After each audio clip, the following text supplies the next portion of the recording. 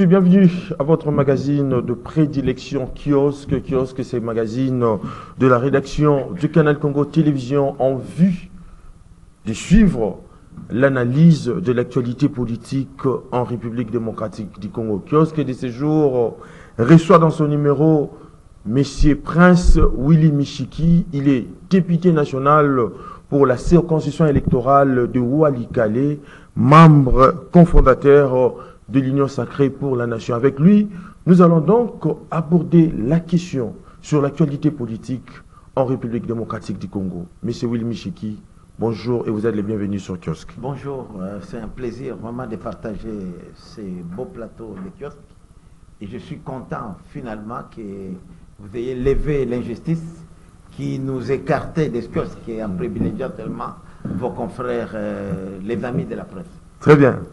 Je crois que notre décor est planté. Nous devons maintenant commencer avec notre émission. Monsieur Prince Michiki, Willy Michiki, l'actualité politique en République démocratique du Congo reste aussi dominée par cet appel à signer la fiche individuelle d'appartenance à la majorité ou à l'opposition parlementaire. Dans un communiqué officiel qui a été publié par le bureau provisoire de l'Assemblée nationale, qui a demandé à chaque député de signer cette fiche d'appartenance à la majorité ou à l'opposition parlementaire. Vous, en tant que député national, comment interprétez-vous ça? Oui, d'abord, vous savez très bien que le grand défaut de nous Congolais, c'est d'ignorer même nos propres lois ou certaines décisions de justice. Rappelez-vous qu'il y a pas eu longtemps, il y avait un arrêt de la Cour constitutionnelle qui stipule que les mandats de député national n'est pas impératif.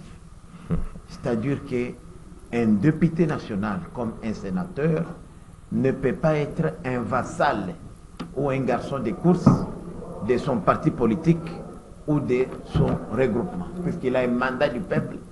Et nous avons aussi deux devoirs envers ceux-là qui nous ont confié ces mandats.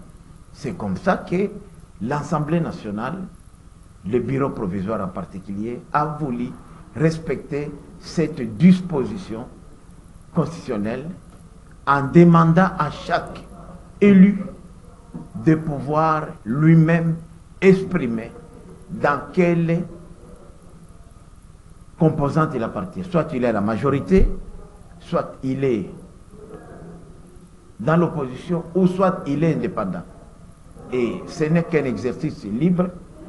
Évidemment, moi qui vous parle, à ma qualité de cofondateur de l'Union sacrée, oui, j'ai signé pour les camps de la majorité. Mais c'est un exercice qui donne la liberté. Vous savez, lorsqu'un élu est libre, il s'exprime mieux et il défend les intérêts de la République. Je donne le cas aujourd'hui. Oui. Moi, j'ai bâti campagne. J'ai fait des promesses de campagne. J'ai été le coordonnateur de la campagne du chef de l'État dans ma circonscription électorale.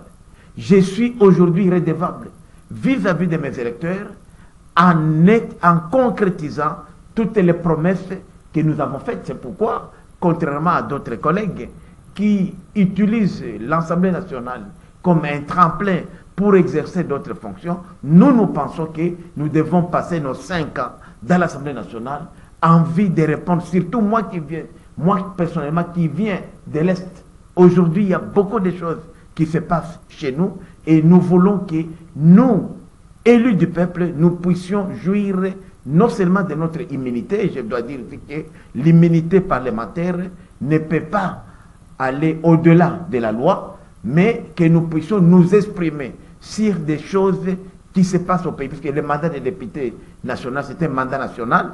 Je viens de quelque part d'une circonscription, mais mon mandat s'exerce sur l'ensemble du territoire national. Donc, je dois dire que c'était une très bonne chose que nous, députés nationaux, avons salué pour que les gens s'expriment librement. Mais vous ne voyez pas que cet arrêt de la Cour constitutionnelle dont vous venez d'évoquer viole intentionnellement la Constitution, d'autant plus que la loi congolaise a déjà tranché. Si un élu choisissait de son plein gré de virer vers une autre formation politique, il perdrait illico presto son mandat en faveur de sa formation politique qu'il a fait élire.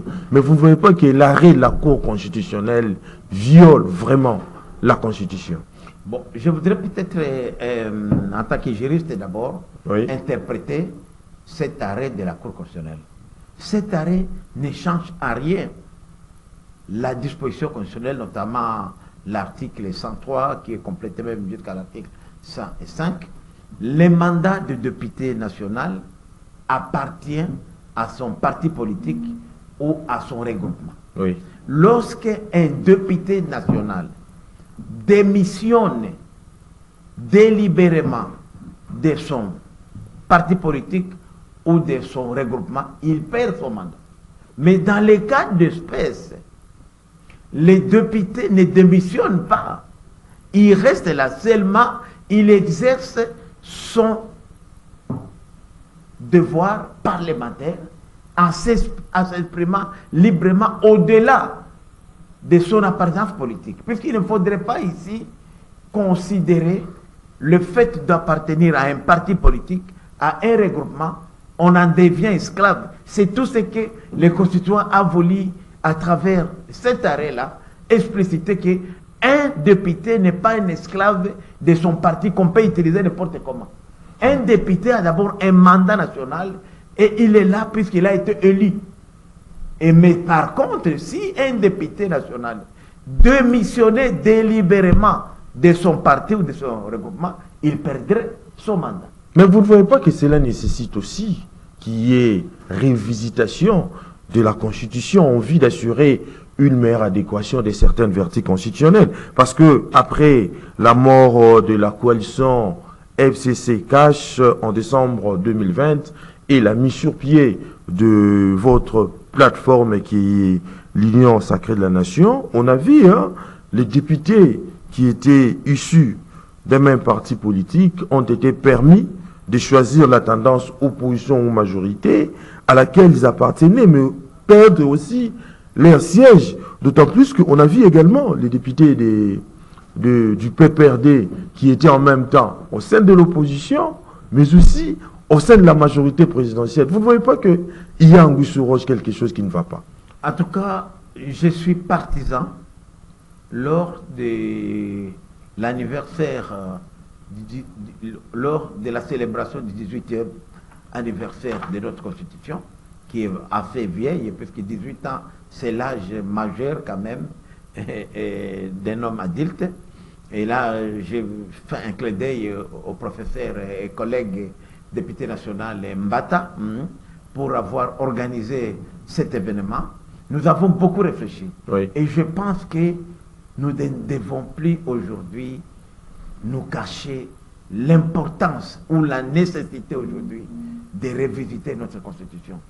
18 ans après, cette Constitution est devenue obsolète. Elle ne répond plus aux besoins des Congolais aujourd'hui. Les contextes dans lesquels cette Constitution a été écrite ne sont plus les mêmes aujourd'hui. D'abord, vous savez très bien que la Constitution, même si elle a été écrite ici, il y avait la main noire. Vous savez, comme on dit toujours, la main qui donne est toujours au-dessus de Non, ça a été taillé sur mesure. Bien sûr, taillé sur mesure. Vous connaissez très bien.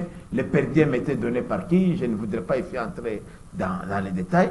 Nous pensons que 18 ans après, nous devons aujourd'hui donner aux Congolais une constitution qui répond aux besoins des Congolais, qui reflète les réalités nationales. Et des dispositions comme celle à laquelle nous venons de faire allusion sont effectivement les fruits de certaines incohérences constatées dans la Constitution. Mais est-ce que le problème les problèmes de notre Constitution est un problème normatif ou bien anthropologique? Non, il y a d'abord les problèmes des hommes. Oui. Vous savez, et j'ai toujours dit que les manifestes de l'Ancélé, même si nous l'avions combattu à l'époque en tant que cofondateur de l'IDPS, mais c'est le meilleur projet de société que ce pays a connu. Qu'en était-il de son application? Et c'est là où intervient l'homme. Et c'est pourquoi j'ai dit que je ne suis pas partisan à ce qu'on puisse écrire une nouvelle constitution. Oui.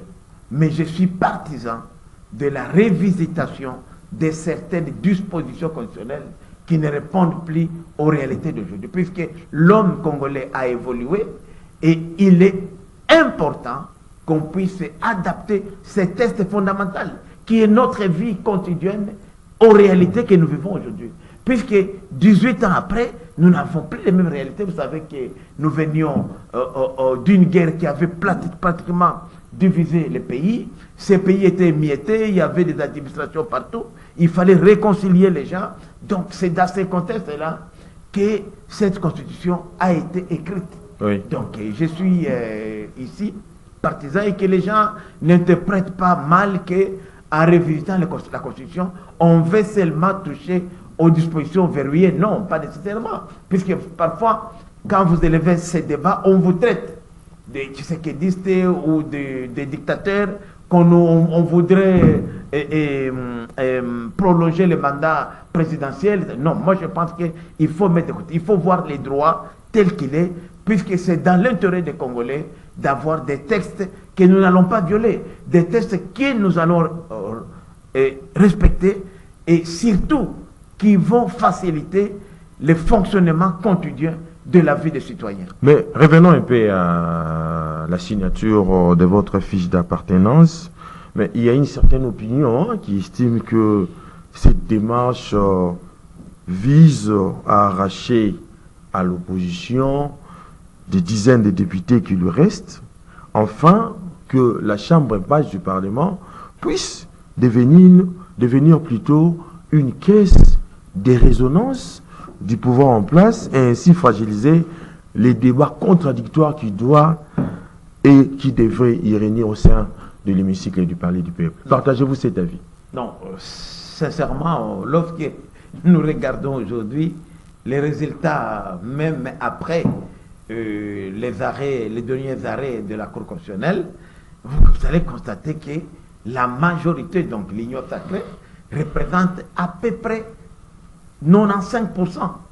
95% nous sommes. Alors, parce que même au-delà déjà de 50%, nous avons déjà la majorité des votes. Donc, au contraire, moi je pense que le chef de l'État, qui est soucié toujours d'avoir une opposition capable, puisque l'opposition a aussi son rôle à jouer. Oui. Et nous voudrions, nous qui sommes de la majorité, avoir une opposition responsable, qui va nous recadrer, parce que sinon, nous allons bercer dans la dictature que nous ne souhaitons pas. Au contraire, c'est l'occasion pour ceux-là, même s'ils font partie des 95% de l'Union sacrée, pourraient peut-être basculer du côté de la majorité, de l'opposition. Je ne pense pas que notre démarche serait d'avoir 100%, non.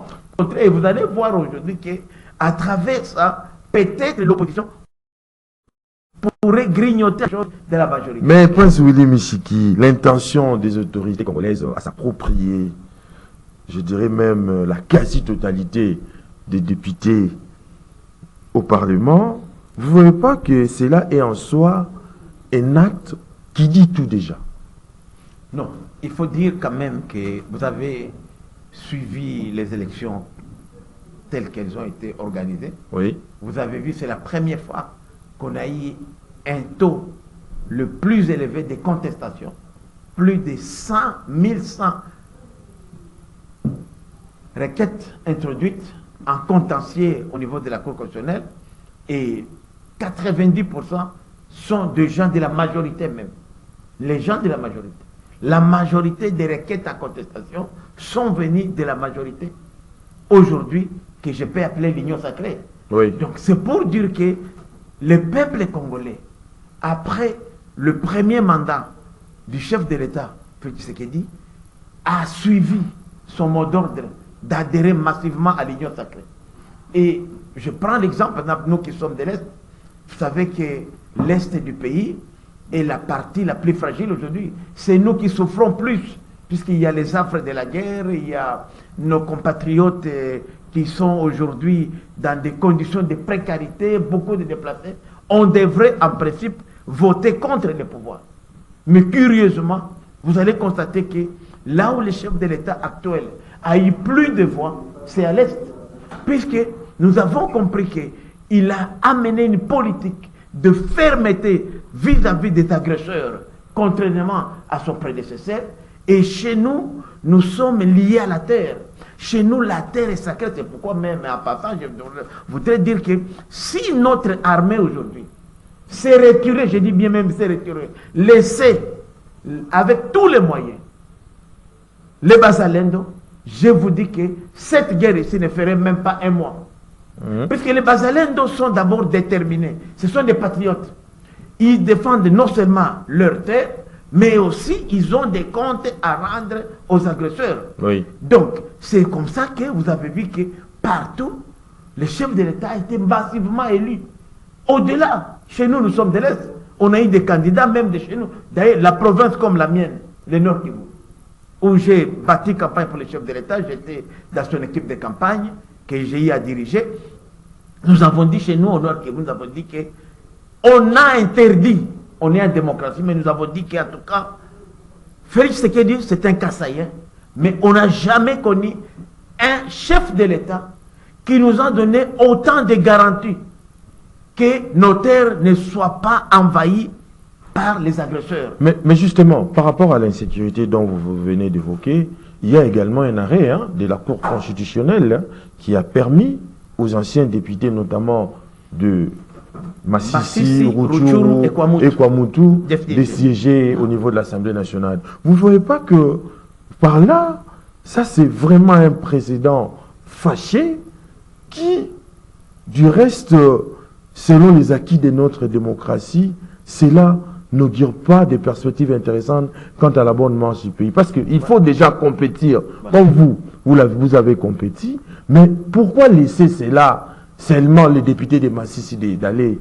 siéger alors qu'ils n'ont pas été valablement élus? Ce sont les anciens députés. Voilà, Eddy, ça c'est une question fondamentale. Vous savez, j'ai fait pendant plus de 2 ans un lobbying auprès de 2 soudeurs pour ne pas tomber dans les pièges des agresseurs. La première raison de cette guerre qui nous est injustement imposée, c'était de ne pas organiser les élections.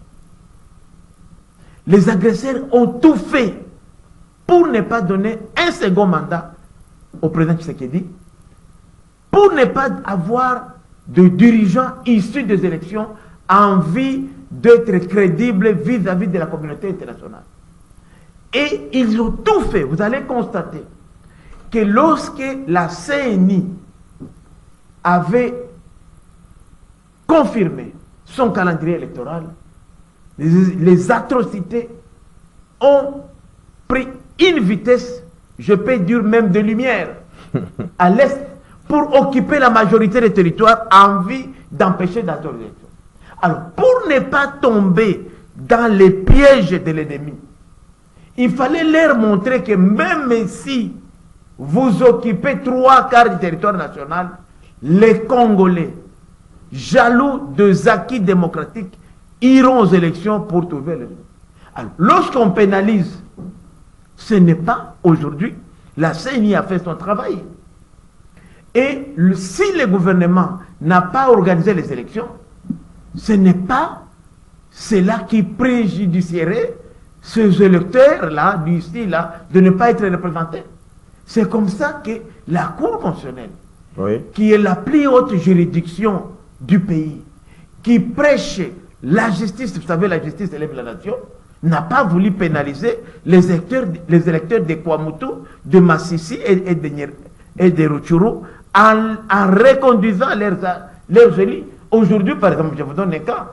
Vous savez, il y avait un communiqué de la CENI qui avait reporté l'élection au niveau du Sénat pour le Nord Kivu, pour aussi la province de Maïdombe, puisqu'il y avait certaines circonscriptions qui ne pouvaient pas participer au vote. Mais aujourd'hui, il n'y a plus de raison. Le Sénat sera au complet, comme l'Assemblée nationale, comme aussi les assemblées provinciales. Et c'est ça la démocratie. Donc, les amis, pas mes amis à moi, les ennemis de la République aujourd'hui sont en train aujourd'hui de se mordre les doigts puisque leur stratégie a échoué.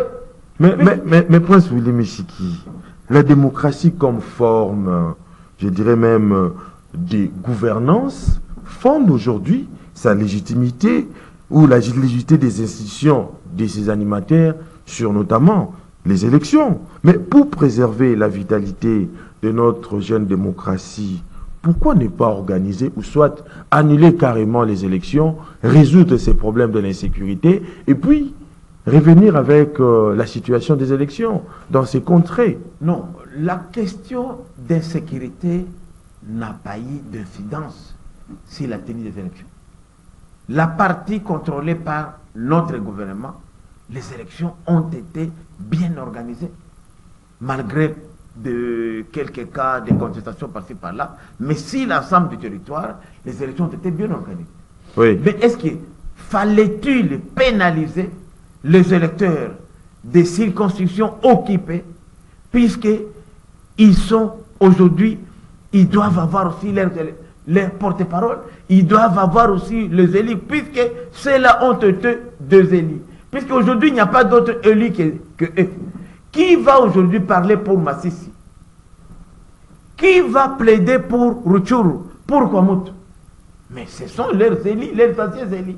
C'est juste aujourd'hui, c'est pourquoi nous avions tous salué cette décision de la Cour constitutionnelle en reconduisant leurs représentants, puisque surtout ceux-là seront le mieux placés pour informer nous autres, leurs collègues des autres circonscriptions, des réalités de leurs circonscriptions respectives.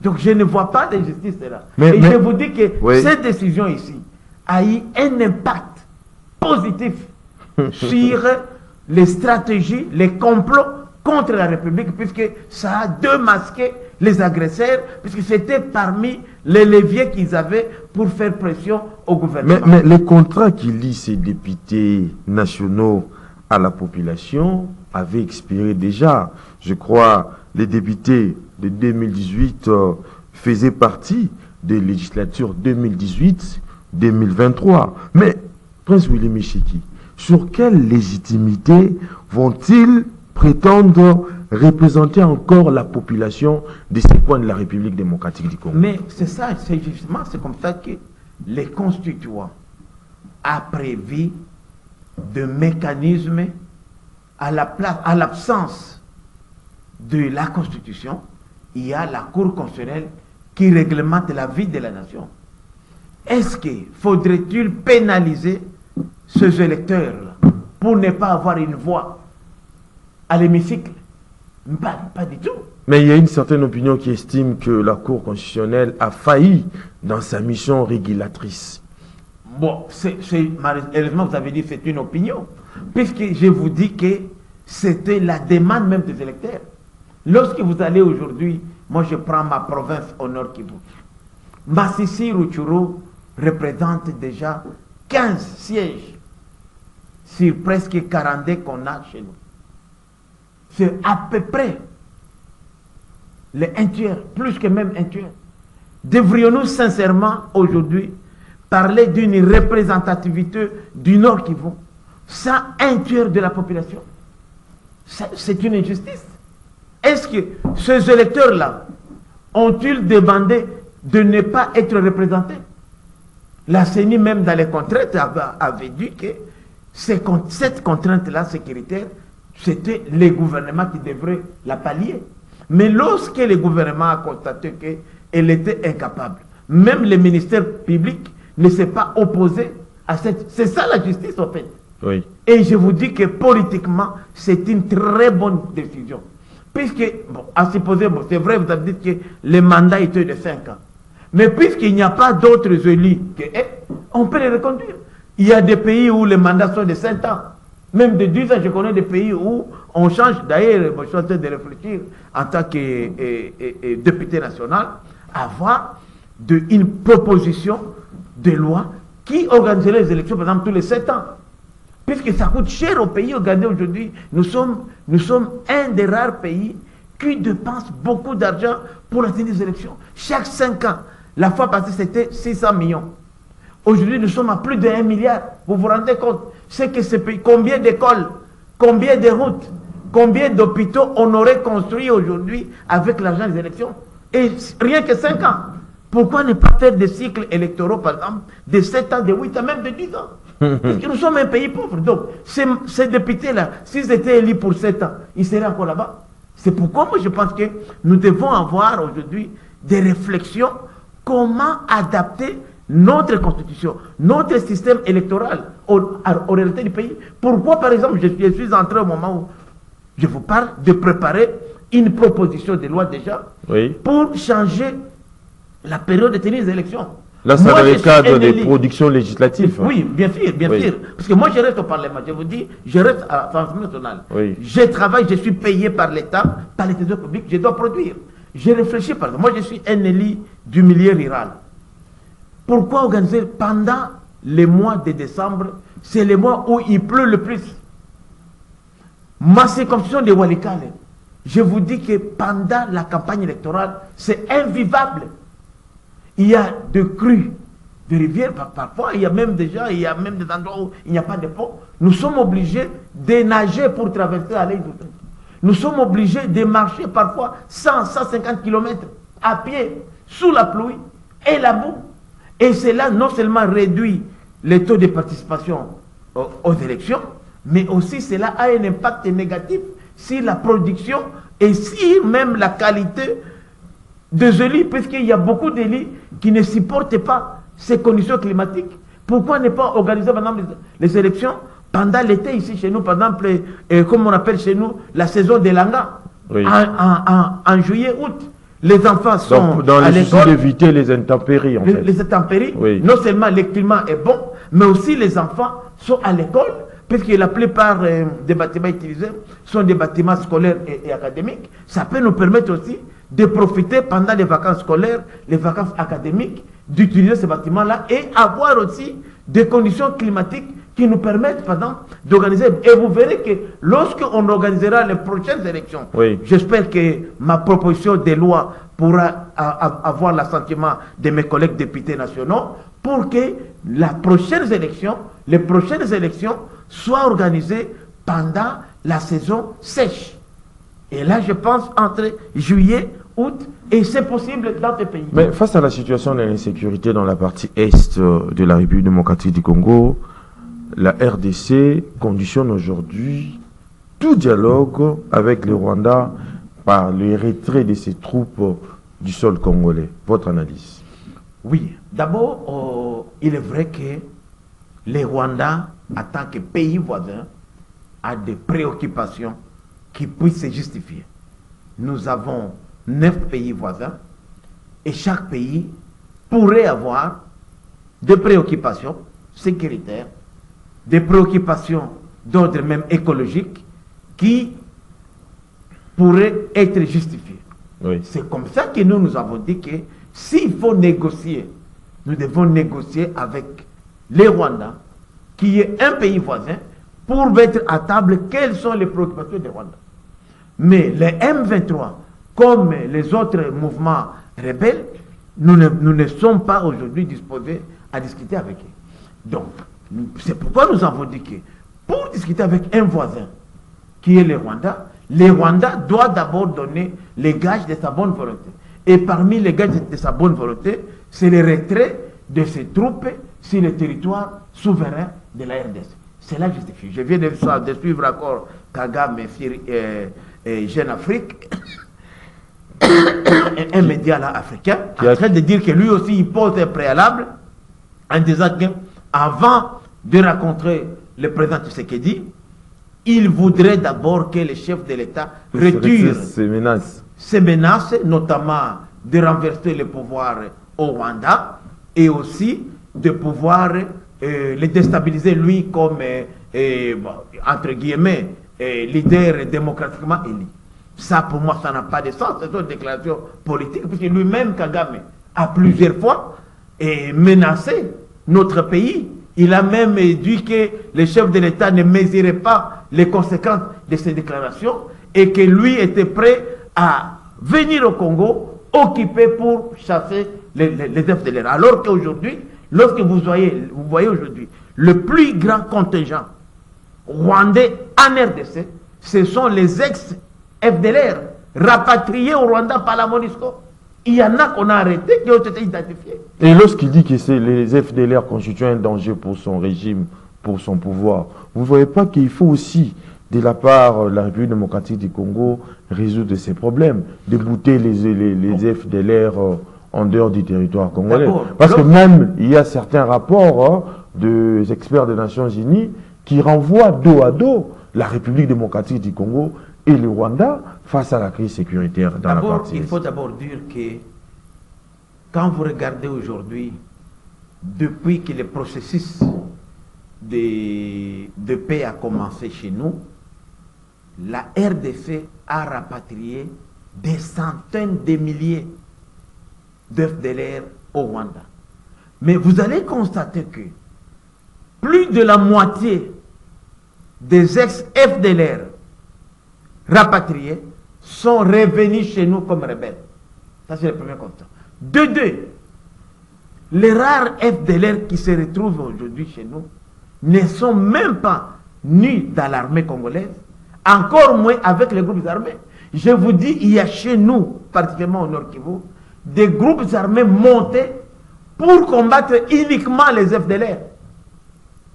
Et lorsque nous constatons aujourd'hui, il y a un commandant de la région militaire, l'avant-dernier et commandant de la 11e région militaire du Nord Kivu, qui est aujourd'hui aux arrêts, arrêté pour avoir été suspecté de collaborer avec les FDLR.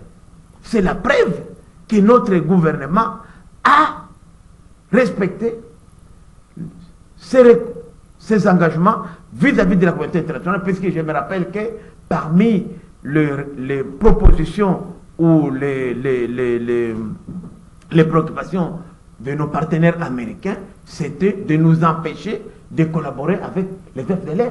Nous l'avons fait, c'est vrai, je reconnais ici qu'à l'époque des musées, et même au début du régime de Kabila, ils ont eu à collaborer avec les FDLR. Mais avec le régime actuel de Tshisekedi, il n'y a pas de preuve de collaboration avec les FDLR. Mais ce prince Willy Michigi, hier, au cours du briefing entre le ministre de la Communication et des médias, mais aussi avec les ministres des Affaires étrangères, Christophe Lutundula Apala, le ministre a affirmé au fort que la République démocratique du Congo a engagé une victoire diplomatique au sommet des chefs d'État de la SADC qui s'est tenu le samedi dernier à Lusaka, en Zambie. La Troïka, qui est un organe de décision assisté des chefs d'État membres, a réaffirmé sa position diplomatique et militaire à la République démocratique du Congo. Pensez-vous que cela est une raison ou c'est la solution pour endiguer ces problèmes de l'insécurité à l'est de la République démocratique? Vous ne voyez pas que la finalité de l'État aujourd'hui, c'est d'abord d'éliminer l'ennemi intérieur. C'est-à-dire, il faut qu'il y ait cette maîtrise de tous ces obstacles qui offusquent la réalisation et le bien-être de la population. Bon, d'abord, je suis vraiment content et je remercie mon Seigneur, en tout cas le Dieu auquel je crois, le Dieu de Michiki, de m'avoir placé aujourd'hui au Parlement. Puisque j'ai toujours voulu avoir cette immunité-là. Et cette position que j'utilise aujourd'hui, je crois, pourra apporter beaucoup de choses dans ce pays. Nous voulons vraiment nous voulons moderniser le travail parlementaire. Oui. Nous ne serons jamais la caisse de résonance du pouvoir, surtout pas du gouvernement. Oui. Nous allons exercer notre mandat comme député. Nous avons une mission. Et parmi les missions que nous avons aujourd'hui, nous pensons qu'on ne doit pas compter sur les troupes étrangères. Nous devons d'abord compter sur les Congolais. Oui. C'est vrai, c'est une victoire diplomatique pour la RDC, puisque ce qu'on appelle le CPS, donc la CPS, c'est la Commission de paix et de sécurité de l'Union africaine, a décidé à l'unanimité, alors que le Rwanda a même des partenaires, comme la Mozambique, c'est vraiment un partenaire au Rwanda, puisque je rappelle ici que si la Mozambique aujourd'hui tient à sa sécurité, et surtout la lutte contre les rebelles là-bas, c'est grâce aux troupes rwandaises déployées là-bas. Mais même la Mozambique a voté pour que les équipements modernes que dispose aujourd'hui, notamment la logistique de CPS, donc de la commission des peuples, que je rappelle ici pour les gens qui ne connaissent pas, que l'Union africaine avait engagé de gros moyens pour acheter des armes et munitions modernes capables d'intervenir là où la paix et la sécurité est menacée en Afrique. Et ces équipements-là sont placés au Cameroun aujourd'hui. Et on a demandé à la commission de paix et de sécurité de déployer ces moyens-là, puisqu'il y avait un problème logistique, à l'est du pays pour lutter contre le M23 et leurs alliés. Ça, c'est une victoire diplomatique. Mais aussi, la SADC a félicité et a convenu de renforcer la mission SAMI RDC. SAMI RDC, pour ceux qui ne connaissent pas, c'est la mission de la SADC qui est composée par 3 pays. Et 3 pays qui connaissent le pays, il y a l'Afrique du Sud qui s'occupe de la force aérienne, il y a la Tanzanie qui s'occupe de la force terrestre, et il y a le Malawi qui s'occupe de la logistique. Donc environ 9000 hommes. Et c'est la première fois qu'on a une telle mission de paix, puisque ces 3 pays, déjà je rappelle ici, connaissent très bien la RDC, puisque ces 3 pays participent déjà dans ces 3 pays en fait, qui composent ce qu'on appelle la brigade internationale de la MONUSCO, qui a eu à défaire le M23 en 2012 et 2013. Oui. Donc ce sont des gens qui connaissent le terrain, c'est ça qui dérange aussi les Rwandais et ses partenaires. Mais pense Willy Michiki, vous ne voyez pas que le couronnement de l'action diplomatique aujourd'hui s'appuie aussi sur la force militaire? Pourquoi la République démocratique du Congo peut aujourd'hui manquer une armée dissuasive capable de bouter l'ennemi dehors? Je dois dire ici vraiment, je suis parlementaire, j'ai l'immunité, oui. C'est mon travail, oui. Je suis payé pour ça. Je dois dire que nous avons une des meilleures armées. Mais les problèmes, c'est les commandements. Les troupes sont très bonnes, mais c'est les commandements. C'est pourquoi aujourd'hui, comme député national élu, je propose oui. à ce qu'on puisse exploiter cette idée géniale que le chef de l'État a donnée, la reconnaissance de réservistes où on retrouve aujourd'hui les fameux Wazalendo. Je vous dis, l'avantage avec les Wazalendo, c'est quoi? C'est que les Wazalendo, depuis des décennies, combattent pour préserver la terre de leurs ancêtres. Mais donc, ils sont prêts à mourir pour ça. Vous ne voyez pas que la loi sur les réservistes, c'est une loi de capitulation? Non, ça dit que la Constitution oui. donne le pouvoir au chef de l'État de créer une force de réserve. C'est constitutionnel. Là, le chef de l'État n'a pas dérogé à la loi.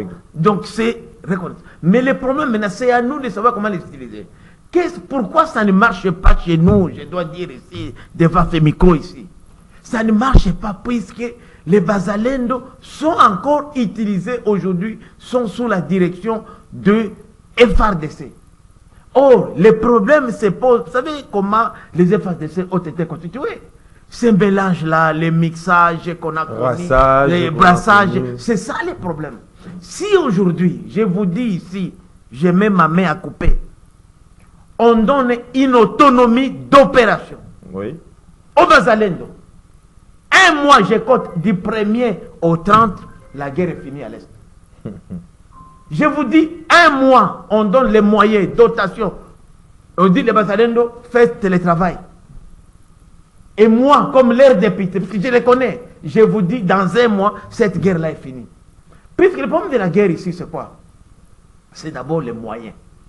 Il y a beaucoup de moyens qui sortent ici, mais qui n'arrivent pas là-bas. Vous vous rendez compte aujourd'hui, les fonds de ménage? Combien de militaires perçoivent les fonds de ménage?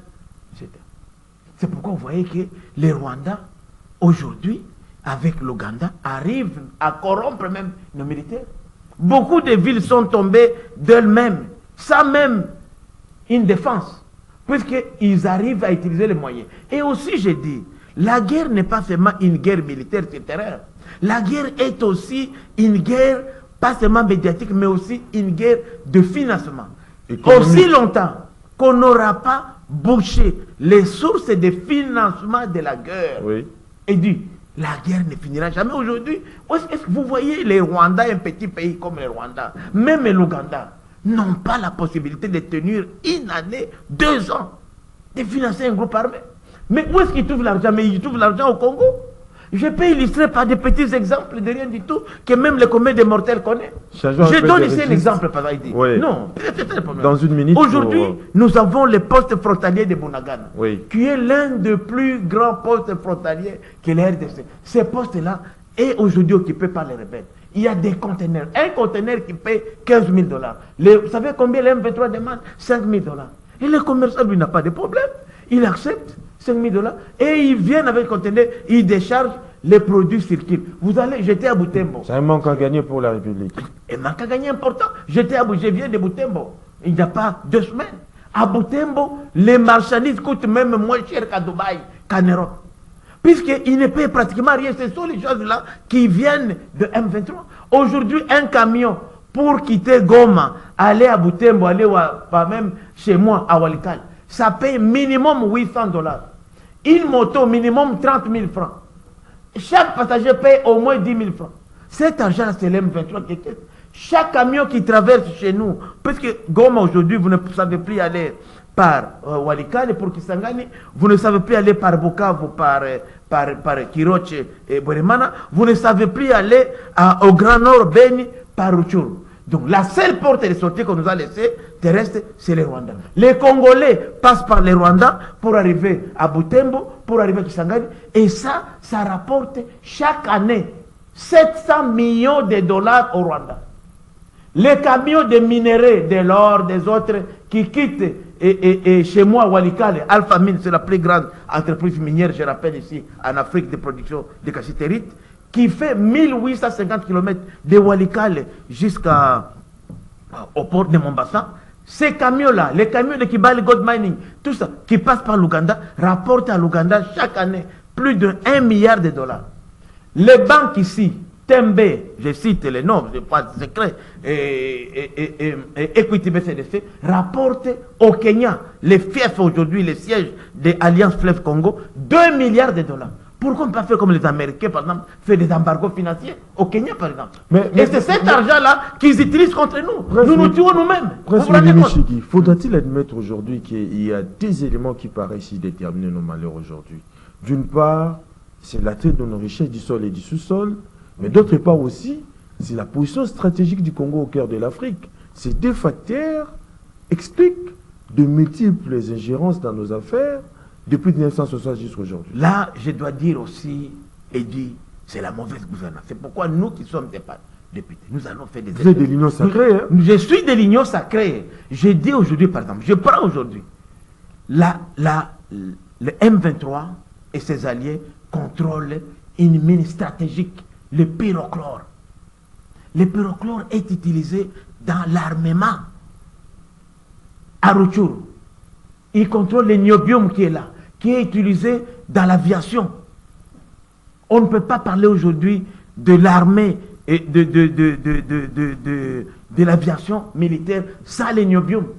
Aujourd'hui, ils viennent de contrôler les mines de Mwangachuchu, de Rubaya, la plus grande mine de coltan. Alors, nous maintenant, le problème c'est quoi? Chez nous ici, je vous dis sincèrement, je suis député, c'est mon travail, je suis payé pour ça. Nous donnons ces mines-là à des mini-frétins. Attention, au faux bruit. Non, je vous dis, non. Bruit, en tout cas, j'ai joué de mon immunité. Ça risque de vous créer des problèmes. Non, nous sommes là pour dire la vérité, pour construire. Nous ne sommes pas là, nous ne sommes pas... Je voulais répondre à vous disant que nous ne sommes pas une caisse de résonance du gouvernement. Nous sommes des partenaires. Le gouvernement est l'émanation du Parlement. Nous devons, le gouvernement doit refléter notre Parlement. Moi, je voudrais ici que ce Parlement ici soit un Parlement qui va rester dans les annales de notre histoire. que nous n'avons pas des députés, de mini-frétins qu'on amène comme ça pour être léchés. Non, nous sommes là pour construire. Nous sommes là pour accompagner les chefs de l'État. Nous avons eu la chance d'avoir un chef de l'État visionnaire, un chef de l'État qui est prêt à tout sacrifier. Notre rôle à nous, comme Élie, c'est de l'accompagner. Et pour l'accompagner, nous devons lui dire la vérité. On ne peut pas donner de mine stratégique comme ça à des individus. On donne ça aux puissances. Si aujourd'hui nous donnons la mine de pyrochlore à la Russie, aux États-Unis, mais ils vont nous soutenir, puisqu'ils ne soutiennent pas nous, ils soutiennent leurs intérêts. Alors maintenant, au lieu de les avoir chez nous, c'est les Rwandais qui les offrent ça. Comment expliquer qu'un pays comme le Rwanda soit le premier producteur de coltan? Prince Willy Michiki, face à la situation de l'insécurité dans la partie est de la République démocratique du Congo, mais aussi la misère du peuple congolais, faudra-t-il admettre aujourd'hui que le Congo souffre de l'absence d'un homme fort qui possède un leadership à la dimension du pays? Non, vous savez, j'ai toujours dit depuis presque une décennie que les problèmes de notre pays se résument en deux choses. L'absence d'un leadership visionnaire au sommet de l'État. Merci Seigneur, j'ai dit, nous l'avons aujourd'hui. En tout cas, Félix, c'est un visionnaire. Il a seulement besoin de gens qui peuvent l'accompagner. En tout cas, regardez le parcours du président Félix, c'est vraiment un visionnaire dont on avait besoin. Deuxième chose, oui, c'est l'absence de la gouvernance. Avec déjà ce que l'IGF fait aujourd'hui, c'est déjà un début. Mais l'IGF existait ça depuis longtemps. Ça fait plus de 3 décennies qu'on a l'IGF. Moi, quand j'ai été 8 fois ministre dans ce pays, je vous dis, l'IGF, depuis l'époque de Mobutu, quand nous étions des ministres, l'IGF existait, mais on ne parlait pas de ça. Il fallait un homme au pouvoir pour constater. La mission de l'IGF n'a jamais changé. L'ordonnance créa l'inspection générale des finances, le cas Zumba à l'époque, ils existaient toujours ça. Mais puisqu'on a eu un homme visionnaire qui fait exercer la fonction, la mission de l'IGF, aujourd'hui tout le monde appelle l'IGF. Les contrôles mais pas nécessairement. Pas Tony Mwaba. Tony Mwaba n'a pas peur de l'IGF. Mais moi j'ai dit, mais c'est Tony Mwaba, mais ça c'est Tony Mwaba, mais malgré ça. Mais regardez aujourd'hui, est-ce qu'on a reproché à l'IGF de contrôler Tony Mwaba? Non, et Tony Mwaba il passera. C'est un ministre, nous on a été des ministres aussi. Mais est-ce que vous avez déjà entendu? Mais pas non, la loi. Non, mais c'est ce qu'on dit. Je laisse la justice faire son travail. Mais à ma connaissance aujourd'hui, Tony Mwaba n'a jamais bravé l'IGF. Il y a eu des interventions, mais le chef de l'État, qui est le garant des bons fonctionnements des choses des pays, a toujours soutenu l'IGF. Plusieurs fois, il a dit. Si l'IGF était, si Tony Mwaba était en connivence avec le régime ou une autorité, l'IGF n'oserait pas venir là-bas. Et je vous dis, vous verrez dans les prochains gouvernements quel sera le comportement. Parce que, vous savez, moi je vous dis que nous devons comprendre que le changement est là. Et le changement, ce n'est pas Félix Tshisekedi. Le changement, c'est nous tous. Nous devons d'abord, nous, comme députés nationaux, vous, comme journalistes, changer. Ces pays, nous devons les défendre. Et quand on voit chacun des Congolais prendre la défense du pays, ça fait peur aux voisins. Parce que cette division interne-là, c'est ça qui nous fragilise. Prince Willy Michiki, nous sommes arrivés à la fin. Votre mot pour clôturer. Bon, au moment de la fin seulement, c'est de pouvoir demander aux Congolais et Congolais de s'approprier ces combats. Ces combats, ce n'est pas seulement les combats du chef de l'État. Ce n'est pas seulement les combats de la majorité. Opposition, majorité, nous devons d'abord, parce que vous allez être dirigeant de demain, mais sur quel territoire? Aujourd'hui, ce qui se passe à l'Est devrait nous interpeller tous. Et en commençant par nous, qui sommes engagés politiquement. Ça me fait très mal de constater qu'on politise même la question d'invasion de notre pays, la question d'occupation des terres.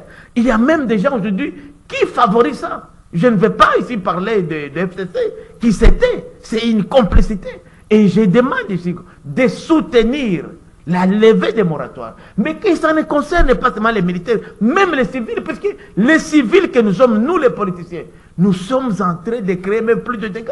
Tous ces militaires-là aujourd'hui, c'est nous qui les entretenons. Donc nous devons aussi, nous, demain, lorsqu'on voit des politiciens qui sont pendus pour la trahison du pays, je crois que ce pays-ci va changer. Mais on doit aussi, je viens de suivre en Chine, oui, un milliardaire qu'on a pendu pour avoir seulement détourné l'argent de l'État. Combien déjà ici détournent l'argent du trésor public? Et qui l'utilisent même pour même nuire à ceux-là qui les Mais contrôlent. vous ne voyez pas que cette incise-là doit être ajoutée à la peine de mort? Les Oui, mais détourneurs doivent non, être non, pendus. non, Tués, voilà. non. La peine de mort, c'est la pandémie. Il faut Oui. que ce soit public. Que l'objectif, c'est quoi?